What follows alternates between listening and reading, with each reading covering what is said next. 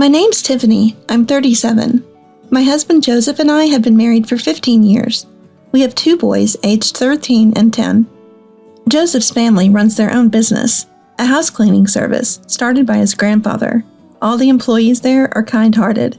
They even put on a full-on dance troupe performance at our wedding, showing some real dedication. The company's doing well, stable, and reputable. The founder, my grandfather-in-law, has since retired and is enjoying his days in a lovely retirement home. Joseph's dad, the second in command, passed away due to illness 2 years after we got married. Joseph is technically the 3rd-generation president, but he's more like a site supervisor in his day-to-day. The ones calling the shots are my mother-in-law, Kimmy, and Joseph's sister, Donna. Kimmy is the vice president, and Donna is the executive director. The founder and my father-in-law always treated their employees with respect and trained them well. That's why the staff is competent and adept at handling any issues that arise. This stability is a testament to their hard work. Joseph is doing his best to follow in their footsteps, prioritizing his employees. But Kimmy and Donna, the vice president and executive director, just don't seem to get it. They lack that sense of genuinely valuing the staff. Joseph always says, "The company runs thanks to our employees." But all Kimmy and Donna do is scoff at him. 90% of Joseph's complaints about work are about them. I don't work for the family business. I have a job at the city hall, so I don't really understand much about the family company. I wish I could wield my status as the president's wife, confront the vice president and the executive director, and tell them off for their attitudes. But that's just not possible. Especially since Joseph is the president only in name, which means I don't have any real authority to speak of. The sad news came in winter. My father had passed away.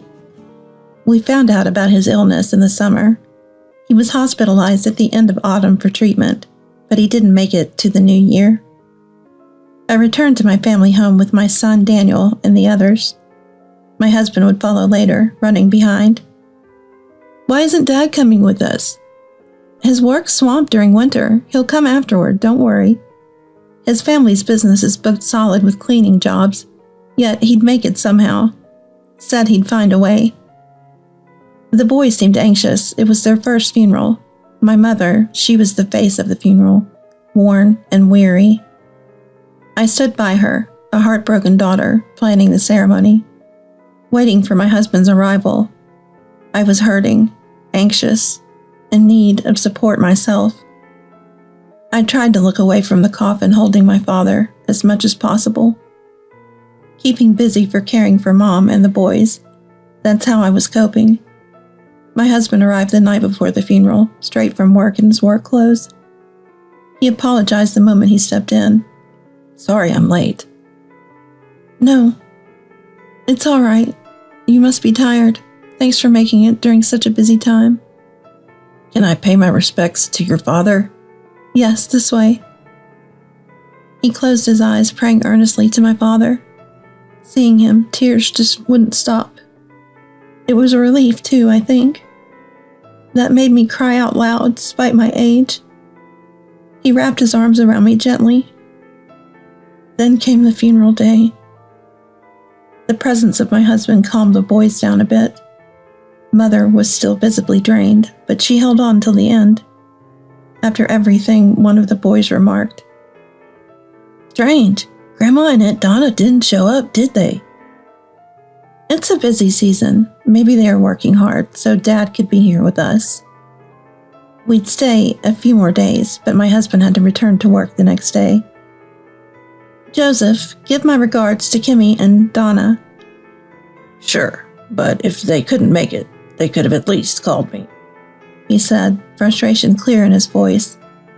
I agreed but kept silent, knowing well it was their peak season too. 3 days after my husband left, my sons and I also went back home. When I got home, I went over to my husband's family's place to say hello. I had to report that the funeral went without a hitch and to thank them for allowing my husband to attend during such a busy time. And of course, I brought a cake to the family office, but something seemed off when I arrived. Papers were scattered all over the desks. Empty takeout containers were overflowing from the trash can. And there, to my surprise, was a sleeping bag. A familiar one. It was our sleeping bag. What's going on here? I exclaimed in shock. Just then, my husband emerged from the bathroom, looking utterly exhausted, his hair a mess like a bird's nest. "Ah, Tiffany, you're back. How's your mother doing?" he asked wearily. "Yeah, I'm back. What happened here?" I questioned, puzzled. "Well, this..." He sighed deeply and slumped. "The employees had collected some money to buy a gift for your father," he explained. "What, really? They shouldn't have. Oh no, this cake is definitely not enough then," I realized, feeling a bit guilty. "But wait, there's more," he continued, blinking slowly, his eyes heavy with fatigue. "With that money, Mom and Donna went on a trip," he revealed. "What?" I was astounded and dropped the cake box, which hit my foot. But that wasn't even the main issue. As I wiped my foot, I asked, "A trip with the money for the gift?" "Yeah, when I got back from the funeral, the house was empty. I called them, worried, and they said, 'We're on a trip with some extra money we came into.' Can you believe that? They called the money the employees had gathered extra income. I was dumbfounded. It's so inconsiderate, I couldn't believe it. I felt terrible for the employees and for your mother." He looked so downcast that I stopped wiping my foot and started to rub his back instead. My foot was still dirty, but my husband seemed to be in a worse state. "They laughed it off when I told them to come back, saying I was making too much of the busy season. Sure, it's busy, but taking a trip with the money the employees collected, and not even showing up at the funeral? I can't believe my own parents and sister are like that." "Yeah, I'm shocked too. But it's not your fault. Don't be so hard on yourself. Why is there a sleeping bag here, though? Have you been staying here?" I inquired. "I had a lot of paperwork to do. There's always more during the busy season, and now with Mom and Donna gone, without finishing their work," he trailed off. So that meant my husband hadn't had a break from work since the night before the funeral until today. I rushed my husband home. While he took a nap and returned, I was in charge of the office. Answering the phones and cleaning were within my wheelhouse.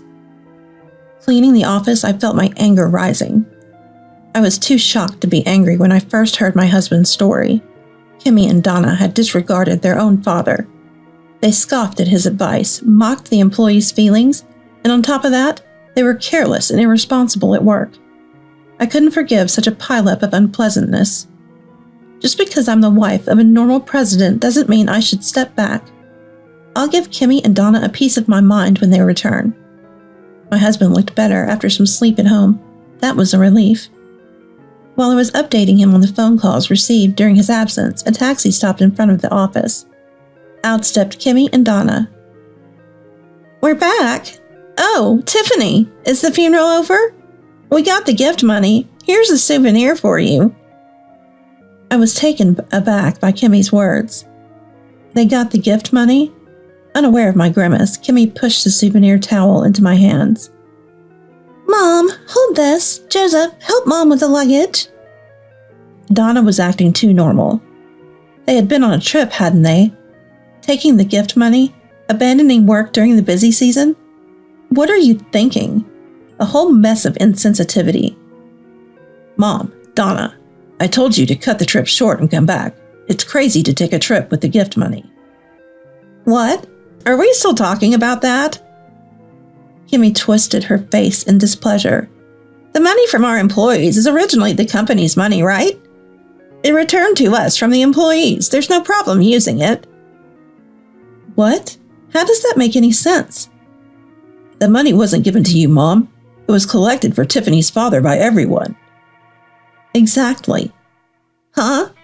Tiffany's father has nothing to do with our company." "They all attended the wedding, so they know him." "Knowing him means they should take the company's money?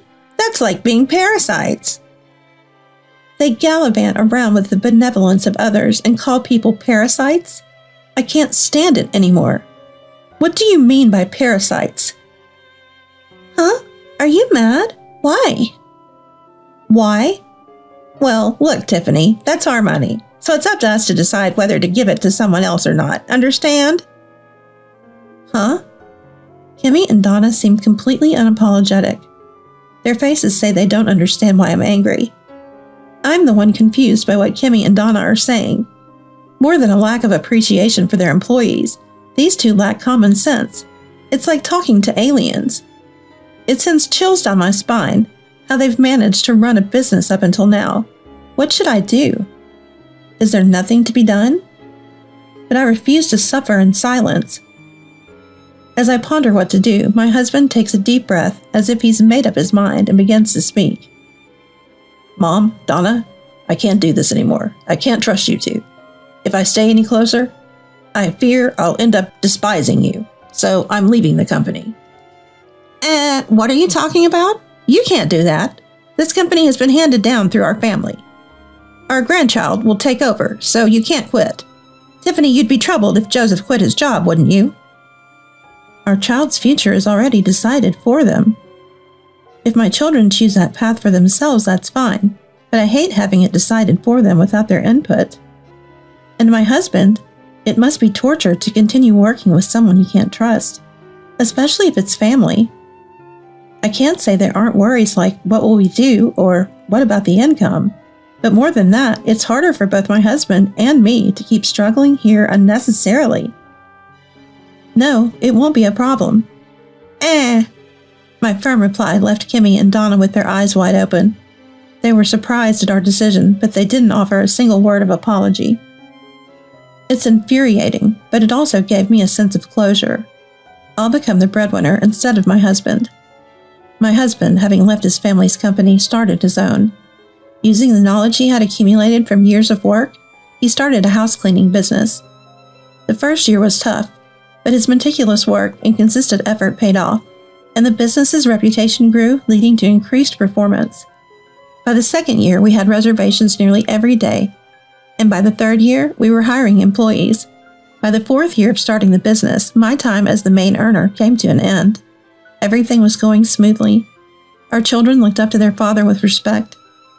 It was really good that we left my husband's family home. During that time, we received sad news. My grandfather-in-law had passed away. He died peacefully in his sleep in a nursing home, discovered by the staff. Since my husband's independence, we had been almost estranged from his family, but we couldn't ignore the funeral of the grandfather-in-law. It was his teaching to value your employment that made my husband the man he is today. We got ready and headed to the funeral. The funeral was full of familiar faces. Relatives, of course, neighbors, and employees of my husband's family company were there. Everyone knew we were almost estranged from my husband's family home. Being glanced at made us feel a bit uncomfortable. As we stood quietly on the sidelines, Kimmy spotted her husband and approached him. Joseph, you're here. Have you said hello to Grandpa? Yeah, first thing when I arrived. Tiffany's here too, I see. Yes, it's been a while. Not wanting to mention that Kimmy didn't attend my father's funeral, I refrained from bringing it up and instead greeted her. Did you bring a gift? Have you given it yet? Yeah, I did. Hopefully Mom and Donna won't think about spending the gift money on another trip, right? Let's not talk about that now. Kimmy said that firmly and then whispered to her husband. By the way, how's work going? If you're making enough, could you lend some to Mom and the others? Huh? Are the funeral expenses high? That's part of it, but could you just lend us $10,000 for now? $10,000? I can't just come up with that kind of money on the spot. What a letdown. I thought I could count on you. She snapped and stormed off. The boys were in shock. Understandably so. Being confronted with such a demand would startle anyone, let alone a child. We decided to take them to the grocery store outside to distract them, where we ran into Kevin, a longtime employee at my husband's family company. Joseph, long time no see. Thank you for coming to Grandfather's funeral. After exchanging greetings with Kevin, the conversation continued. Man, ever since you left, our company has been struggling. The young folks keep quitting. leaving only us old-timers. Really, I hope it's not because of something Mom and Donna did. No. It's more to do with the revised pay scale and bonus cuts. Those two seem to lack a sense in business management. Kevin chuckled weakly. Well, it's the same folks who think it's fine to spend the employees' salaries, essentially our money, however they like. Ever since the business started going downhill, the vice president and the manager have become harsher. They used to be different, but now they snap over the smallest things. Just between us, everyone's saying it's better to leave such a company. That's rough. Their conversation seemed like it could go on forever. I settled the bill with the boys and decided to head back to the funeral before my husband. Exiting the grocery store, I saw two of them still deep in conversation inside. My husband finally returned just before the funeral service was about to begin. I was worried you wouldn't make it in time. Sorry, there was a lot to catch up on. Listen, Tiffany, there's something I want to talk to you about. Just as he was about to start, the funeral began. It wasn't the right time for a heart-to-heart. He whispered, "Later," with a look of determination. The service went by without a hitch. The empty feeling that follows a funeral never gets easier, no matter how many times you go through it. The boys seemed just as melancholic, sticking close by me, not wanting to stray. Tiffany, what about what I was trying to say earlier? Oh yeah, what about that? I'm thinking of hiring more employees. Really? That's great. Means the business is doing well. Yeah, so I'm considering moving to a bigger office. I'll be buying more equipment too, which might mean my income will temporarily decrease. Are you planning to expand that quickly? Isn't it a bit too rushed? Even if you hire more staff, it takes more time to learn the ropes. Seems a bit reckless to me. It was an unusually assertive move for my husband. He's usually far from reckless. What's gotten into him? No need for training. In fact, I'll be the one learning from them. What? Remember the person I was talking to at the grocery store? They're going to transfer to our company. And while we were talking, some other employees joined in. 5 of them are coming to work with us, he said excitedly. No way. It's true. Look over there. He pointed, and there were Kimmy and Donna, chatting with a group of 5. Kimmy stood with her mouth hanging open, looking dumbfounded. Donna had twisted her face into something devilish. I whispered to my husband, "Are they discussing the same thing over there?" "Yeah," said she'd yell and wouldn't have a proper conversation in public, so they'd talk right after the funeral. Wow. I looked again at the group. Sure enough, they were familiar faces. The ones who had recreated the dance perfectly, unforgettable. They were going to join my husband's company, the main force behind his family's business. The stability would be on a whole new level. Unconsciously, a smile crept on my face. Donna, eagle-eyed, caught my loosened expression and glared at me with the eyes of a murderer. What's so funny, you thief? Taking our brother away from us? And now our employees too? What grudge do you have against us to do this, you devil? I couldn't comprehend why Donna screamed that. As my eyes widened, Kimmy's face lit up. Oh my, it's you again. Of course, it has to be you. Otherwise, why would these people say they're leaving our company? You must have said something to them. We'll sue for damages. What? I don't recall doing any such thing. Stunned, my husband spoke up on my behalf to Kimmy and her cohorts. Mom, Donna, enough is enough. Tiffany has nothing to do with this. Those 5 left the company because their salaries were cut due to poor management. What are you talking about? Suggesting poor management? How rude. We're discussing why everyone is resigning. It's partly because of the terrible way Mom and Donna treat their employees. They fly off the handle based on their mood. It's impossible to have a conversation. And I've heard they threaten pay cuts if anyone disagrees with them. What? We've never done that. There were still relatives and neighbors at the funeral. Kimmy panicked at the mention of poor management and intimidation. But panicking now was useless, because it was the truth. I heard they were planning to leave, so I asked if they'd join my company. I couldn't stand to leave Grandpa and Dad's cherished employees in such a terrible workplace. The job offers at my place were all my idea. Tiffany wasn't involved. That's impossible. It's definitely her fault. That woman is to blame. Stop making her out to be the villain. Deep down, you know the truth. The villains are Mom and Donna. As my husband said this, Donna jumped up in frustration. Kimmy collapsed to her knees. It seemed that her hopes of extorting money from me had been dashed. Kimmy, unable to give up, resorted to a tearful plea. You ingrate! You don't care if Grandpa's company goes under. Don't you feel sorry for Mom? But my husband stated firmly, I'm sure Grandpa would hate to see his employees crushed more than the company failing. Dad would feel the same. The determined look he had before the funeral began was a sign of his resolve to protect the employees, even if it meant ruining the family business. People who were talking with Kimmy and Donna came over to my husband. They lined up behind him, straightening their spines and looking squarely at Kimmy and Donna. Their glazes were filled with determination. It was heartening, and I felt a sense of responsibility. For these people and for my grandfather-in-law and father-in-law, I was determined to support the company until it was back on track. That's what I decided in my heart. Afterwards, my husband's income took a hit. It was inevitable after suddenly adding 5 people. But these weren't novices.